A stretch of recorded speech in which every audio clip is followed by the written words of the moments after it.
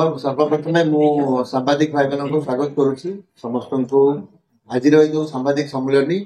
गोटे विशेष विशेष प्रसंग को लेकिन आज जे बिजु जनता दल खोर्धार विधायक आज जाकि भारतीय जनता पार्टी रे कौन सी बिना नोटिस रे बिना दलीय ऑफिस रे गोटे साधारण रैली रे जाकि जॉइन करछंती ये गोटे विरल घटना ताकू नहीं कि आज ये सांबादिक सम्मेलन प्रथमे मु कहବାକୁ चाहे से भीष्म पितामह खोर्धार कहु श्रीजुक्त ज्योतिरिंद्रनाथ मित्र खोर्धा राजनीति में बहुत पुराना से खोर्धा काउंसिलर ठू स्टार्ट करके आज 3 थर विधायक हो पार्टी खोर्धार किंतु प्रत्येक जनसाधारण को खोर्धार जनसाधारण को मन भितर प्रति जो सम्मान थिला आज से सम्मान कौन जगह क्षण होती तार कारण है समस्ते मानती ज्योतिरिंद्रनाथ मित्र जड़े राजनीतिज्ञ जे खोर्धार राजनीति नहीं डिपेंड करे किंतु आज गोटे एमती दल रे गोटे एमती लोक सहित से जाकि मिशिचंती जे गत काली गोटे प्रेस कॉन्फ्रेंस रे साधारण भाव में सामाजिक सामने कहते कि मु पुलिस स्टेशन को आक्रमण करी उड़े देवी एसडीपीओ ऑफिस को आक्रमण करके उड़े देवी कलेक्टर ऑफिस आक्रमण करी एवं 24 तारीख रे होगा 24 तारीख रे जाइकी साधारण निर्वाचन को बंद करी मते भारतीय जनता पार्टी कैंडिडेट सी भारतीय जनता पार्टी केंद्र में सरकार करुच्ची election commissioner Bharatiya Janata party नियुक्ति करती एवं यह केंद्र सरकार संपूर्ण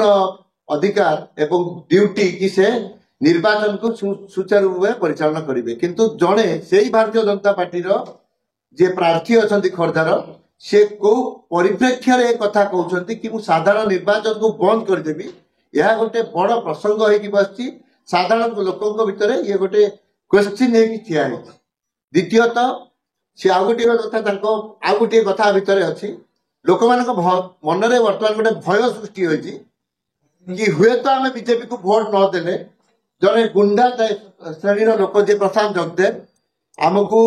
गुली उड़ेदेवे तो जी थाना को उड़े पारे कहते एसपी ऑफिस को उड़ेदेवे कहते से भया गोटे जो मैंने सुरक्षा दौरान पब्लिक को से माने पब्लिक आज डरी कि आमको सुरक्षा दवा लोक जदि से कहते उड़ेदेवे बोली आज आमे केते सुरक्षित आम भोट देवा जीवु तो आमे केते सुरक्षित तेणु गतकाली आम विषय गोटे प्रेस कॉन्फ्रेंस करूँ एवं आमे अपील करूँ इलेक्शन कमिश्नर ऑफ इंडिया को कि तांकर प्रार्थी पर्चा नाकच करा जाऊ जड़े ए भाया गुंडा श्रेणी लोक खोर्धा निर्वाचन मंडली निर्वाचन लड़ार सुजोग न दि जाऊ आज जो प्रसंग होती से विषय विशेष भाव एवं विस्तृत भाव में आमर जे प्रार्थी अच्छा श्रीजुक्त कालूचरण खंडायत सी आपको जनइबे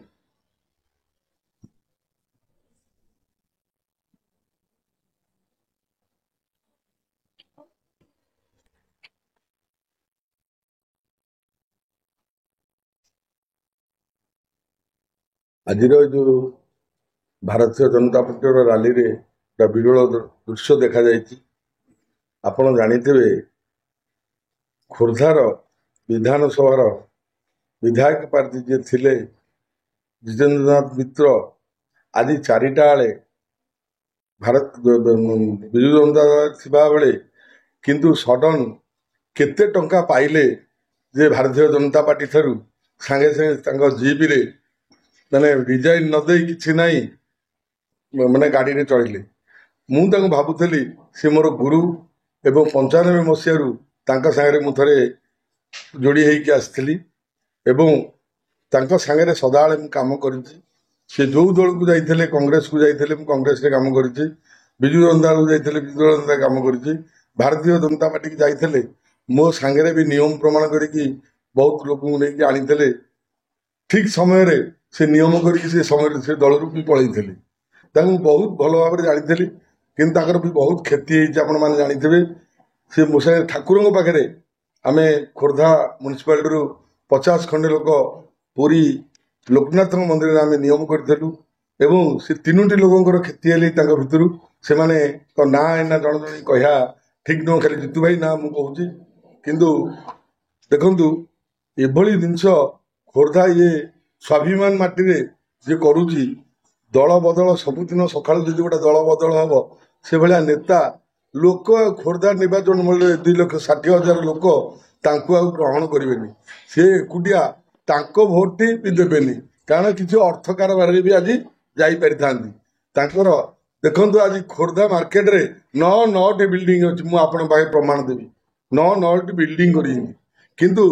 ସେ ଖାଲି ପଇସା ରୋଜଗାର କରିବାକୁ ସେ ବିଧାୟକ ହୁଅନ୍ତି। ଜନସାଧାରଣ 5 ବର୍ଷ ବିଧାୟକ ହେଲେ ଗୋଟିଏ ଲୋକର ବିଜୁ ଜନତା ଦଳର ଯାହା କାମ ହଉଥିଲା ଗୋଟିଏ ଲୋକର କାମ ହେଇନି। କିନ୍ତୁ ତାଙ୍କୁ ଲୋକ ଯେତେବେଳେ ଗ୍ରହଣ ନ କଲେ ସେ ସାଧାରଣ ଆଜି ବିକ୍ରି ହେଇଥିବେ, ମୁଁ ଭାବୁଛି ଆଜି ବିକ୍ରି ହେଇଥିବେ। ନହେଲେ ଏଠି ରିଜାଇନ୍ ନ ଦେଇ ବିଜୁ ଜନତା ଦଳରୁ ରିଜାଇନ୍ ନ ଦେଇ ଭାରତୀୟ ଜନତା ପାର୍ଟିରେ ଯୋଡ଼ି ହେଲେ। ଭାରତୀୟ ଜନତା ପାର୍ଟିର ଏତେ ଲୋକ ଅଭାବ, ଆପଣ ଚିନ୍ତା କରନ୍ତୁ। ଭାରତୀୟ ଜନତା ପାର୍ଟିରେ ଲୋକ ନାହାନ୍ତି, କିନ୍ତୁ ଭାରତୀୟ ଜନତା ପାର୍ଟିରୁ ଆପଣ ଦେଖନ୍ତୁ ଆମର ବାସନ୍ତୀ ମହାପାତ୍ର ଆସିଲେ, ଟିକେଟ ଯିଏ ନେଲେ ଗଣେଶ ଜଗଦେବ ଆସିଲେ, ଆପଣଙ୍କର ଦେଖନ୍ତୁ ଜିତେନ୍ଦ୍ର ମାଥା ଆଜି ବି ଗଲେ, ଆମର ଦୀପୁ ହୋତା ଆପଣଙ୍କର ବିଜୁ ଜନତା ଦଳରେ ଥିଲେ, ସେ କ'ଣ ମାନେ ନଗର ସଭାପତି ଥିଲେ, ସିଏ ବି ଗଲେ। ଦେଖନ୍ତୁ ବିଜୁ ଜନତା ଦଳକୁ ନେଇକି ଭାରତୀୟ ଜନତା ପାର୍ଟି ଏଠି ସରକାର କରିବ ବୋଲି ଏସବୁ ଲୋକ ଏକାଠି ହେଲେ, କିନ୍ତୁ ସେ କଦାପି ନୁହଁ। ସେ କଥା ନିଶ୍ଚିତ ଏଠି ସ୍ୱାଧୀନ ପ୍ରାର୍ଥୀ ଜିତିବ। ଲୋକ ମନ ଭିଡ଼ିଛନ୍ତି, କଥା ଦେଇଛନ୍ତି। ଦୀର୍ଘ 5 ବର୍ଷର ଯୋଉ ସଂଗଠନ ଅଛି ସେ ସଂଗଠନରେ ଭାରତୀୟ ଜନତା ପାର୍ଟି କି ପ୍ରତ୍ୟାଖ୍ୟାନ କରିବେ ଏବଂ ବିଜୁ ଜନତା ଦଳକୁ